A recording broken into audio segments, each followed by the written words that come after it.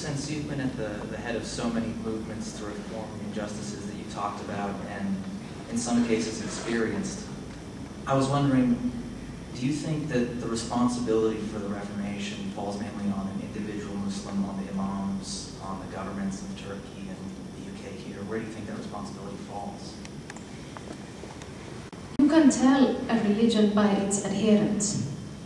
The Quran is not going to change itself, and the Hadith is not going to change itself. But the Quran is also not an actor. There is a verse in a very old book that says, stone the adulterer and the adulteress. So it's not the book itself.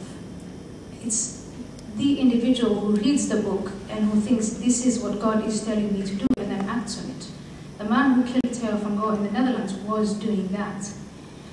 So if you want to still retain the faith, remain a Muslim and a good Muslim at that, and respect the freedoms of others, and fight against human rights violations committed in your own faith, then the responsibility for doing that, for revising what is in the Quran or reinterpreting it in a way that doesn't infringe upon the freedoms of others, is the responsibility of individual Muslims, first and foremost. Also, in the world we live now, with borders becoming more and more virtual and people mixing, and about 15 million people, they say 15 million Muslims in the West, it becomes also increasingly the responsibility of anyone who's interested in preserving freedom to urge Muslims to reform their faith.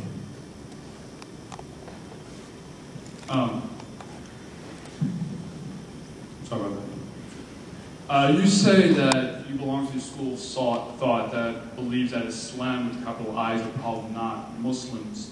Yet, throughout most of your argument, probably 90% of your argument, is using evidence from what Muslims have done, whether it's Muslim countries with Muslim rulers, and etc. And you're not sufficiently providing any primary information about Islam. There have been volumes and volumes of literature written about this religion dating back, not outside of the Hadith and outside of the Quran, and from the 12th century, 11th century. It's a very rich religion. And you are seemingly defining it by actions of contemporary Muslims.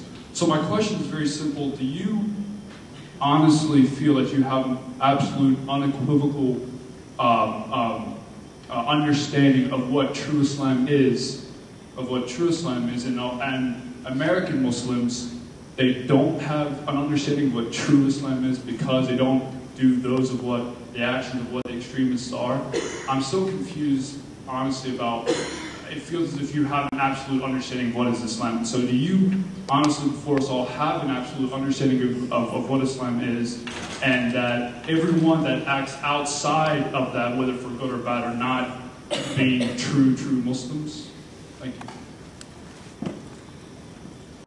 I can see you're confused. But I'm not the source of your confusion.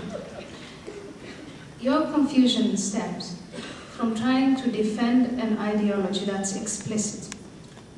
Islam is submission to the will of Allah. What that submission entails is in the Quran. It's also in the Hadith, or the example of the Prophet Muhammad.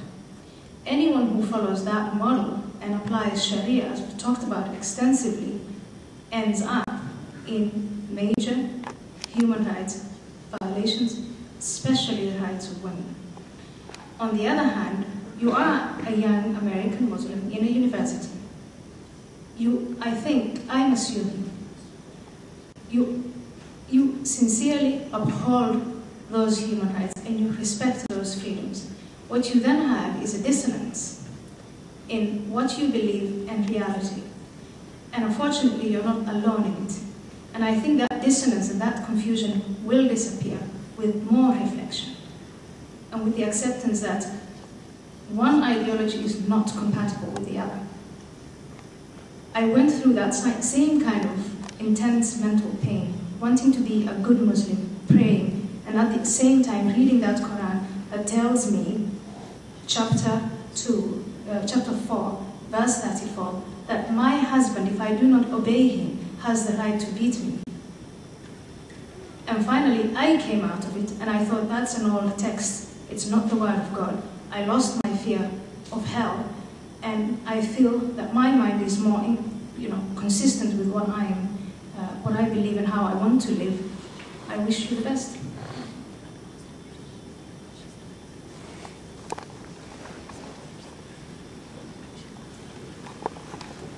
Thanks for being here. All things considered, where are you now in your religious and spiritual journey, and what advice do you have for individuals who may be suffering or with questions about their own faith? I'm an atheist. I do not believe in the existence. I don't believe that the Quran is the word of God. I don't believe in a hereafter, whether it's hell or heaven. I believe in true individual responsibility. And I think that if religion is a source of happiness for the individual, that it is the right of that individual to follow it. But in any religion or any other, even if it's a secular ideology, no other individual has the right to dictate to or indoctrinate another with their faith or force it upon or impose it on others. That's where I stand with my faith, and that's the only advice that I would give to young people, is to say, respect each other as individual human beings first. And a religion or an ideology is worthy of respect only if it does not infringe upon the rights of others and is only a source of happiness and well-being and spiritual greatness for the person who holds it. This is going to be the last question.